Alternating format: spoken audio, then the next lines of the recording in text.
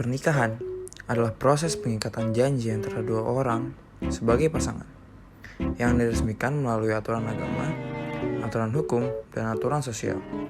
Seseorang yang ingin menikah harus sudah memiliki kesiapan dari segi materi, fisik, maupun psikologisnya. Selain itu, usia ideal seseorang untuk menikah adalah di atas 18 tahun untuk wanita dan 20 tahun untuk laki-laki. Jika menikah di bawah usia tersebut, dapat dikatakan dengan pernikahan dini. Dasar hukum mengenai batasan usia minimal seseorang boleh menikah terdapat pada pasal 7 ayat 1 Undang-Undang Nomor 16 Tahun 2019 tentang perubahan atas Undang-Undang Nomor 1 Tahun 1974 tentang perkawinan yang berbunyi, perkawinan hanya diizinkan apabila pria dan wanita sudah mencapai umur 19 tahun. Sedangkan dalam Undang-Undang Perkawinan tahun 1974, pasal 6 ayat 2 berbunyi, untuk melangsungkan perkawinan, seseorang yang belum mencapai umur 21 tahun harus mendapatkan izin dari kedua orang tua.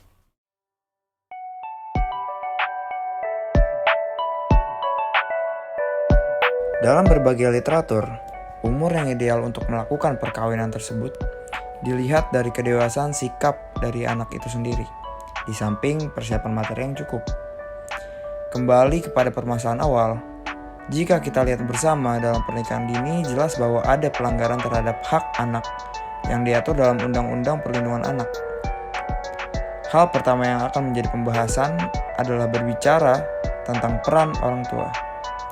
Hal ini menarik diangkat ketika kita melihat bersama bahwa kecenderungan secara sosiologis seseorang menaati pembatasan usia perkawinan boleh jadi disebabkan karena kepentingan diri sendiri seperti melindungi kesehatan reproduksinya, belum siap menanggung kewajiban sebagai suami istri, atau takut akan sanksi, sekalipun belum ada sanksi yang tegas tentang perkawinan anak di bawah umur dalam Undang-Undang Perkawinan, atau karena menjalin hubungan baik dengan lingkungan sosialnya.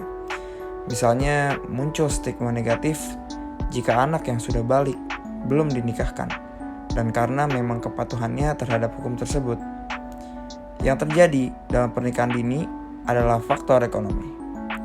Pernikahan dini yang terjadi selama ini terlihat bahwa pada umumnya adalah pengalihan tanggung jawab orang tua yang sebenarnya dalam undang-undang ini seharusnya orang tua mencegah adanya perkawinan pada usia anak-anak, yang tentunya hal tersebut bertujuan untuk menjaga hak-hak anak. Juga ada beberapa hak anak yang akan dilanggar ketika pernikahan ini terjadi. Di antaranya, hak anak mendapatkan pendidikan, yang mana hal ini terjadi karena pada umumnya ketika anak telah menikah, anak tidak akan melanjutkan pendidikannya lagi.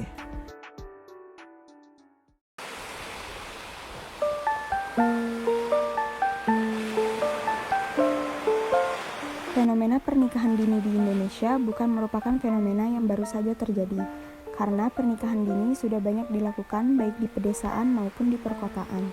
Salah satu asas yang terdapat dalam Undang-Undang Nomor 1 Tahun 1974 yang direvisi menjadi Undang-Undang Nomor 16 Tahun 2019 tentang perkawinan adalah kematangan atau kedewasaan calon mempelai. Salah satu standar yang digunakan menjadi patokan tersebut adalah penetapan usia minimal kawin. Asas ini tercermin dalam pasal 7 ayat 1 Undang-Undang Perkawinan yang menyatakan bahwa perkawinan hanya diizinkan apabila pihak pria dan wanita sudah mencapai umur 19 tahun. Pemerintah menetapkan kebijakan melalui undang-undang ini bukan tanpa alasan. Hal ini bertujuan agar pasangan yang akan menikah benar-benar siap dan bisa meminimalisir kemungkinan-kemungkinan buruk yang akan terjadi, karena pernikahan akan memiliki dampak seumur hidup bagi keluarga mereka. Dalam konteks pernikahan dini, sebagian besar pasangan yang menikah di usia ini belum memiliki kesiapan, terutama dari segi fisik dan psikologisnya. Secara fisik, mereka belum kuat, apalagi perempuan yang nantinya akan mengandung dan melahirkan.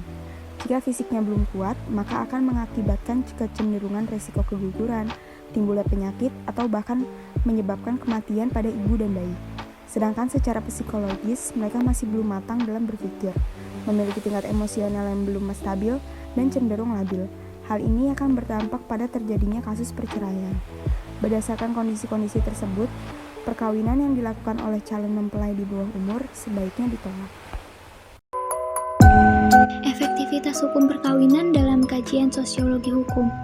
Secara sosiologis, peraturan-peraturan yang memuat rumusan perkawinan, baik undang-undang perkawinan maupun kompilasi hukum Islam belum sepenuhnya diterima dan efektif dalam realitasnya. Kajian tentang efektivitas hukum tidak bisa terlepas dari aspek perilaku masyarakat dalam berhukum. Melalui kajian ini, para ahli sosiologi hukum mencoba membandingkan hukum yang tercermin dalam tindakan dan hukum yang terdapat di dalam teori. Salah satu contohnya adalah membandingkan ketentuan pembatasan usia perkawinan dengan praktik perkawinan yang berlaku di masyarakat. Menurut Lawrence M. Friedman, perilaku hukum dipengaruhi oleh aturan, perintah, keputusan, atau undang-undang yang dikeluarkan oleh pejabat yang berwenang. Selain itu, Friedman juga menjelaskan bahwa perilaku hukum adalah persoalan pilihan yang berhubungan dengan motif dan gagasan seseorang yang dapat dibagi menjadi 4 kategori. Pertama, kepentingan diri sendiri. Dalam konteks hukum perkawinan, seseorang menaati pembatasan usia perkawinan karena melihat adanya dampak negatif jika tetap melakukannya. Hal ini merupakan suatu pilihan seseorang tersebut yang bertujuan untuk memenuhi kepentingan dirinya sendiri. Kedua, sensitif terhadap sanksi. Seseorang menaati hukum atau aturan karena menghindari hukuman, dan biasanya jika melanggar suatu penyimpangan sosial akan diberikan sanksi. Namun, undang-undang perkawinan tidak menyediakan sanksi bagi pelaku pernikahan dini, justru menyediakan sarana pernikahan dini dengan adanya dispensasi kawin. 3. Tanggapan pengaruh sosial. Pada beberapa wilayah di Indonesia, praktik pernikahan dini masih sering terjadi karena adanya suatu adat, budaya, atau kebiasaan masyarakat tersebut. Pengaruh ini dapat dijadikan alat analisis untuk mengetahui sejauh mana masyarakat memahami hukum. 4. Kepatuhan. Orang-orang yang menaati hukum menganggap bahwa suatu pelanggaran atau penyimpangan merupakan perbuatan immoral. Sama halnya dengan pernikahan dini, jika seseorang menganggap bahwa hal itu merupakan pelanggaran hukum, maka ia tidak akan melanggar aturan yang ada. Praktik pernikahan dini masih terjadi karena masyarakat meyakini bahwa anak yang sudah memasuki usia balik harus segera dinikahkan agar terhindar dari perbuatan-perbuatan yang dilarang oleh agama. Di Indonesia, ketentuan-ketentuan yang terdapat dalam fikih nampaknya masih dipegang teguh dan lebih banyak dijadikan rujukan daripada peraturan perundang-undangan yang ada. Zainuddin Ali mengatakan bahwa semakin besar peran pengendali sosial selain hukum, seperti agama atau adat istiadat, maka semakin kecil peran hukum. Sehingga, hukum tidak bisa dipaksakan keberlakuannya di dalam segala hal selama masih ada sarana lain yang lebih ampuh untuk dijadikan pedoman. Kemudian hukum dijadikan sarana terakhir jika sarana sebelumnya sudah tidak mampu mengatasi persoalan. Misalnya, jika perkawinan tidak bisa dicatatkan di hadapan pegawai pencatat nikah karena calon mempelai belum cukup umur, maka masyarakat mau melirik hukum, yaitu mengajukan dispensasi perkawinan.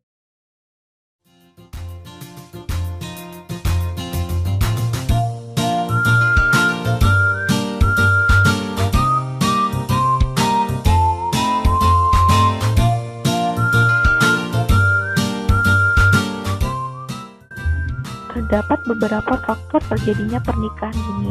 Yang pertama ada faktor ekonomi. Kesulitan ekonomi adalah salah satu penyebab utama pernikahan dini, dan keluarga dengan kesulitan ekonomi sering ingin menikahkan anak mereka di usia dini. Pernikahan ini diharapkan menjadi solusi permasalahan ekonomi keluarga. Dengan menikah, diharapkan dapat mengurangi beban keluarga. Selain itu, kesulitan ekonomi dan kemiskinan membuat orang tua tidak mampu menafkahi anak-anaknya dan tidak mampu membiayai sekolah, sehingga mereka memutuskan untuk menikahi anak-anaknya. Yang kedua, faktor orang tua. Terjadinya pernikahan dini juga bisa terjadi karena pengaruh orang tua atau bahkan paksaan.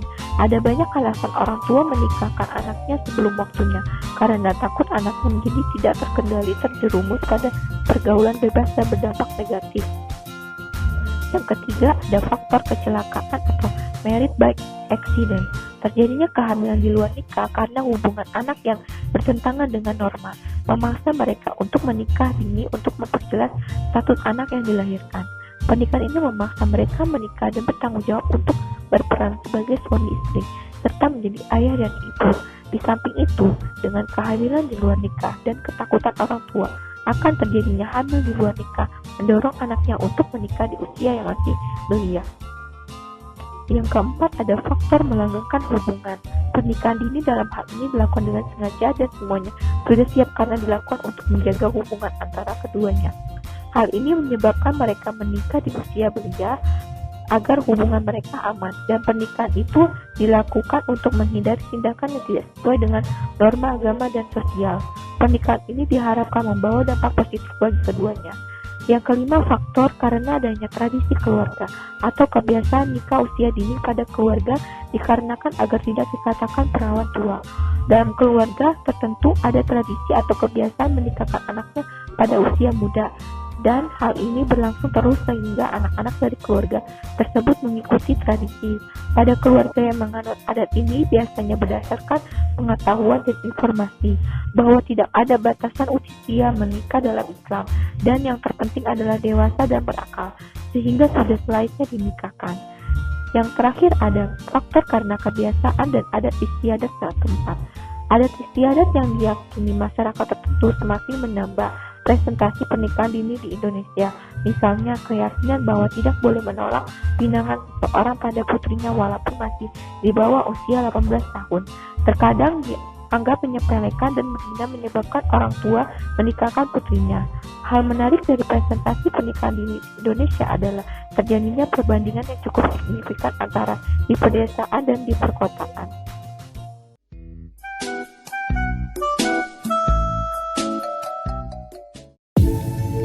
Selanjutnya, dampak pernikahan dini. Yang pertama, pendidikan anak terputus. Pernikahan dini menyebabkan anak putus sekolah. Hal ini berdampak pada rendahnya tingkat pengetahuan dan akses informasi pada anak. Yang kedua, kemiskinan. 2 orang anak yang menikah dini cenderung belum memiliki penghasilan yang cukup atau bahkan belum bekerja. Hal ini yang menyebabkan pernikahan dini rentan dengan kemiskinan. Yang ketiga, kekerasan dalam rumah tangga. Dominasi pasangan akibat kondisi psikis yang masih labil menyebabkan emosi sehingga bisa berdampak pada kekerasan dalam rumah tangga. Yang ketiga, kesehatan psikologi anak. Ibu yang mengandung di usia dini akan mengalami trauma berkepanjangan, kurang sosialisasi, dan juga mengalami krisis percaya diri. Yang kelima, anak yang dilahirkan. Saat anak yang masih bertumbuh mengalami proses kehamilan, terjadi persaingan nutrisi dengan janin yang dikandungnya, sehingga berat badan ibu hamil seringkali sulit naik. Dapat disertai dengan anemia karena defisiensi nutrisi, serta berisiko melahirkan bayi dengan berat lahir rendah. Yang keenam, kesehatan reproduksi. Kehamilan pada usia kurang dari 17 tahun meningkatkan risiko komplikasi medis, baik pada ibu maupun pada anak. Kehamilan di usia yang sangat muda ini ternyata berkorelasi dengan angka kematian dan kesakitan ibu. Setelah dianalisis, dampak negatif pernikahan dini lebih banyak daripada dampak positifnya. Untuk itu perlu adanya komitmen dari pemerintah dalam menekankan angka pernikahan dini di Indonesia. Pernikahan dini bisa menurunkan sumber daya manusia Indonesia karena terputusnya mereka untuk memperoleh pendidikan. Alhasil kemiskinan semakin banyak dan beban negara juga semakin menumpuk. Oleh karena itu, usaha yang tepat untuk pemerintah mencanangkan program wajib belajar 12 tahun dengan syarat pemberian bantuan dan biaya gratis bagi siswa kurang mampu.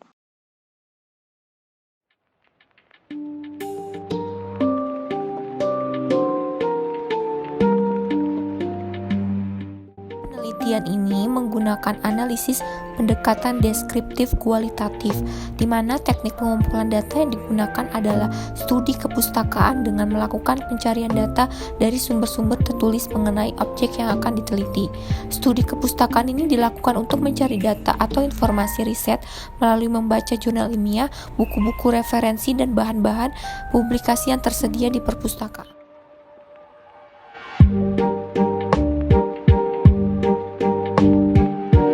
Provinsi Kalimantan Selatan merupakan salah satu daerah dengan angka pernikahan dini yang tinggi.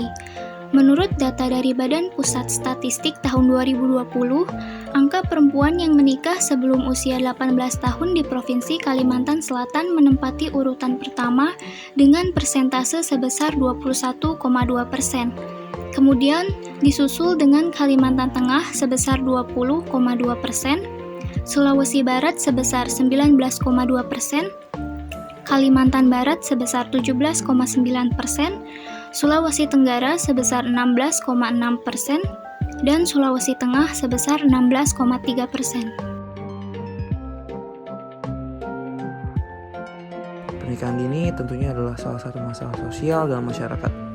Ditinjau dari perspektif sosiologi, pernikahan dini dapat disebabkan oleh faktor ekonomi, tradisi, adat istiadat, faktor orang tua, dan pergaulan bebas yang menyebabkan pernikahan dini dapat terjadi.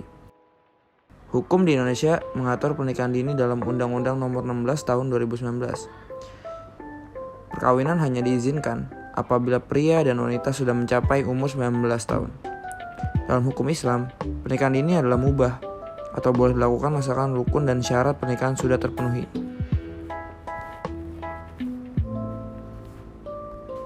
Terima kasih sudah menonton video kami. Kurang lebihnya mohon maaf, semoga bermanfaat.